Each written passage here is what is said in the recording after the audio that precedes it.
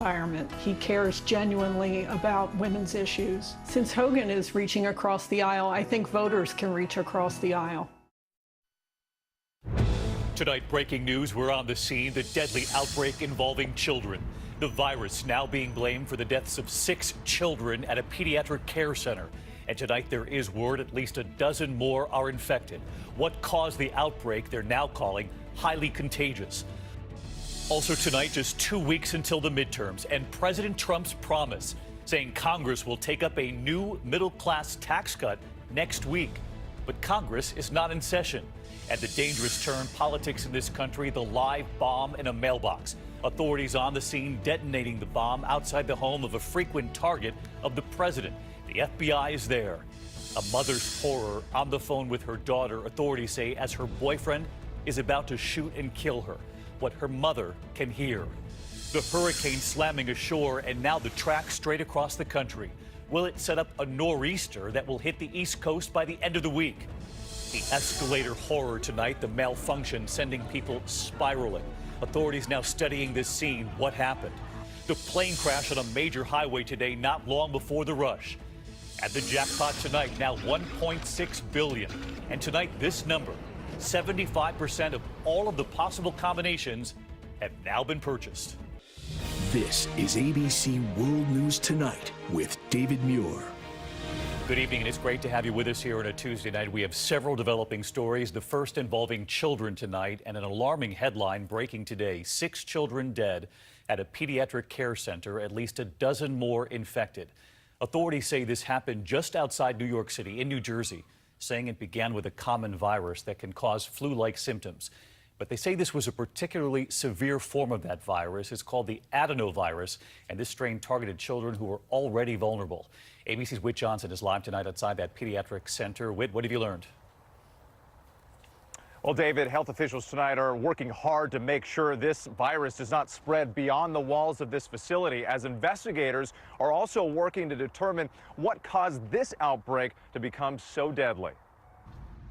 Tonight, scrutiny descending on this New Jersey medical facility following a horrific tragedy striking the most vulnerable children. A viral outbreak spreading through the center, killing 6, sickening 12 more. This virus is an incredibly common virus causing upper respiratory infections. It's rare to see fatalities from such a common virus.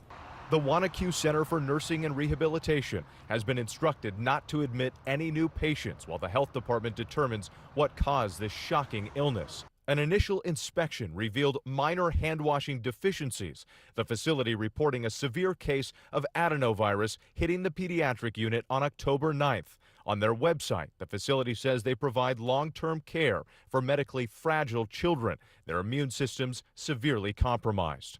The New Jersey Department of Health saying the combination of a worse strain of adenovirus together with a fragile population has led to a more severe outbreak. This particular strain, highly infectious, highly contagious, and can absolutely cause severe disease.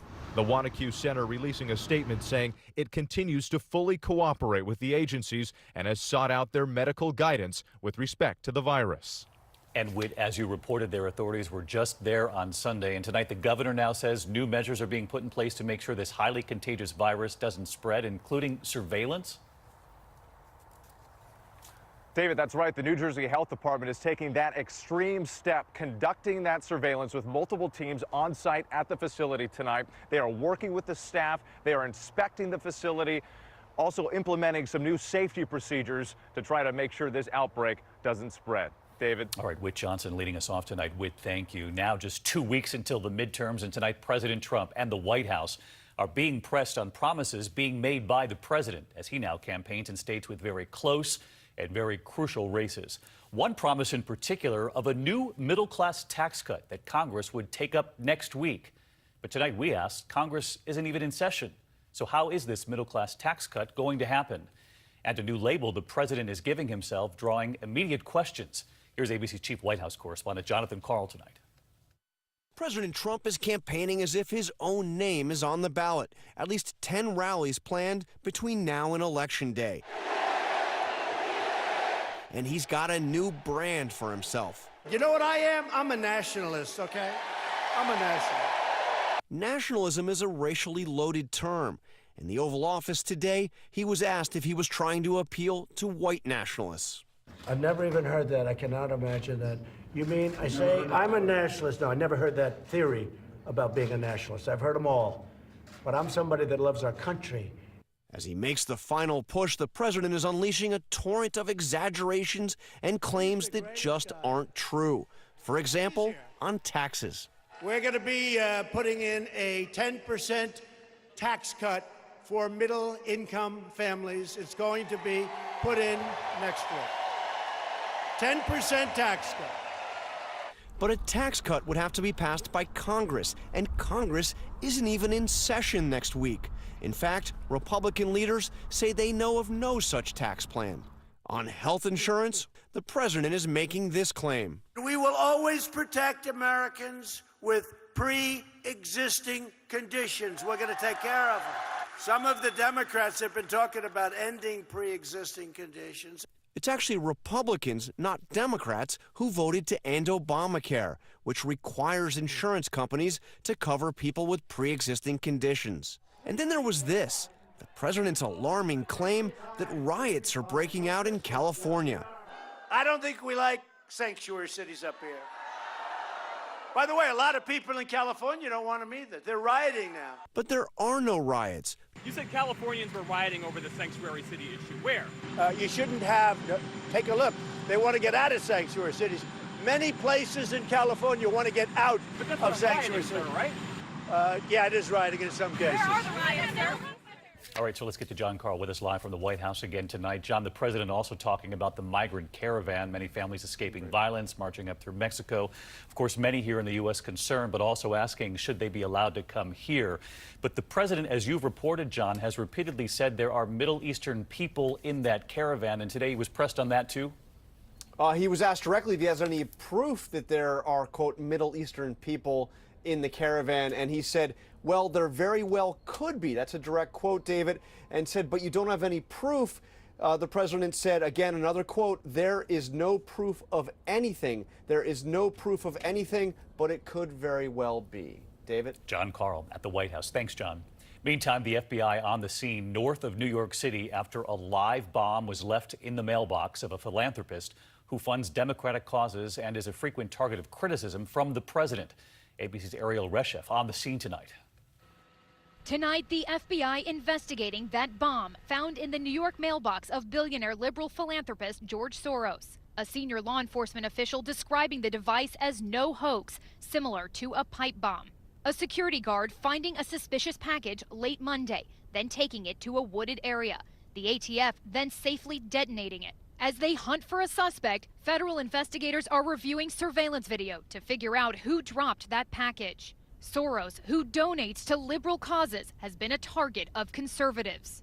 They'll go to a person holding a sign who gets paid by Soros or somebody, right? That's what happens. While authorities are still trying to pin down a motive, investigators say that mailbox bomb is alarming amid a backdrop of increasingly hostile political rhetoric. Just last week, this TMZ video showing Senate Majority Leader Mitch McConnell getting yelled at by angry diners. Why don't you get out of here? Why don't you leave the entire country? Ditch Mitch! House Minority Leader Nancy Pelosi confronted by protesters at a campaign stop in South Florida. Communists! You don't belong here, you communists! Get the here! They shout expletives at her as she exits through a door. And David, Soros' foundation is not directly addressing this incident, but is saying the hateful rhetoric dominating politics both in the U.S. and abroad is breeding extremism. David? Ariel Reshef tonight. Ariel, thank you. We do move on to other news tonight and to a mother's horror. She was on the phone with her daughter, authorities say, as she was about to be shot and killed by her boyfriend. It happened on the University of Utah campus. Her daughter, Lauren McCluskey, a track star, was set to graduate in May. And tonight, what the mother could reportedly hear on the phone. Here's ABC's Clayton Sandell. Lauren McCluskey did everything right when her relationship went wrong. Shell casing and possible shots fired. But tonight, the family of the 21-year-old University of Utah senior is planning her funeral. This isn't right. You know, I don't really have any words. A track team standout, McCluskey went to police earlier this month when she found out her boyfriend, 37-year-old Melvin Rowland, lied to her about his age, name, and past conviction for sex crimes. She broke it off. But last night, police say Rowland came back. McCluskey was on the phone with her mom. Suddenly, I heard her yell, "No, no, no," her mother says. I thought she might have been in a car accident. Shots were fired. We did locate the female who was found deceased in a vehicle. Early this morning, officers spotted Rowland. Police say he ran into a church, shooting and killing himself. Police say detectives had been working with McCluskey to build a case against her ex-boyfriend before she was murdered. There's a vigil tonight. David? Clayton Sendell. Thank you, Clayton. We're going to turn now to the hurricane about to slam ashore, about to move then across the U.S. and potentially setting up a nor'easter for the East Coast. Willa, now a major Category 3 storm, winds of 120 miles an hour. That will make landfall in Mexico this evening. Texas bracing afterward. Strong winds and high surf already clearing the beaches in Puerto Vallarta tonight. Incredible pictures. Let's get right back to Ginger because this is going to go clear across the country. Right, and you have a place like Austin, Texas, David, that has had a boil notice for their water for 2 days. And it's really never ending because of the flooding last week and now the flooding to come from, in part, Willa. So making landfall here tonight, it will move across the mountains. It'll be torn apart wind-wise. And then it just channels moisture right into hill country. So a place like San Antonio that's more than 8 inches above their average for the year, going to get even more rain. That low comes into play, grabs all that moisture, moves it across the panhandle of Florida, where we know that folks are still cleaning up from Hurricane Michael, up to Atlanta. That's Friday morning. And then by this weekend, it's not just big waves here along the East Coast, but windy and rainy as well with the nor'easter. All right, Ginger Z with us again tonight. Thank you, Ginger. There are new developments after the death of Washington Post writer and father Jamal Khashoggi. His son was called to Saudi Arabia's royal palace today to accept condolences for the death of his father. And this image tonight, shaking hands with Crown Prince Mohammed bin Salman. ABC senior foreign correspondent Ian Pannell from Istanbul. The bereaved son summoned to meet Saudi rulers today, apparently so they could offer condolences, even though his father's body is still missing. Jamal Khashoggi was a critic of theirs. His son under a travel ban because of that. The faces say it all. And although the king and crown prince have said they knew nothing of the plot to kill his father, lawmakers from both sides of the aisle claim the orders must have come from the top. Here in Turkey, where the murder happened, the president dismissing Saudi claims the death was accidental, saying, "The information and evidence we gathered shows that Khashoggi was the victim of a murder which was savagely planned." Late this afternoon, the president denouncing the Saudi cover-up. They had a very bad original concept. It was carried out poorly, and the cover-up was one of the worst in the history of cover-ups. Whoever thought of that idea, I think, is in big trouble. And they should be in big trouble. David, visa restrictions and potential sanctions for 21 Saudis. But Secretary of State Pompeo now saying that won't be the last word on the matter. But so far, we're not getting any indication that the U.S. is holding the Saudi Crown Prince responsible. David? Ian Pannell with us again tonight. Ian, thank you. Now to the race to the midterms and tonight, and a sign of how energized voters are across this country. Look at this. By this day in the last midterms 4 years ago, 1.9 million people had cast their ballots early. 4 years later, more than 7 million Americans have voted early.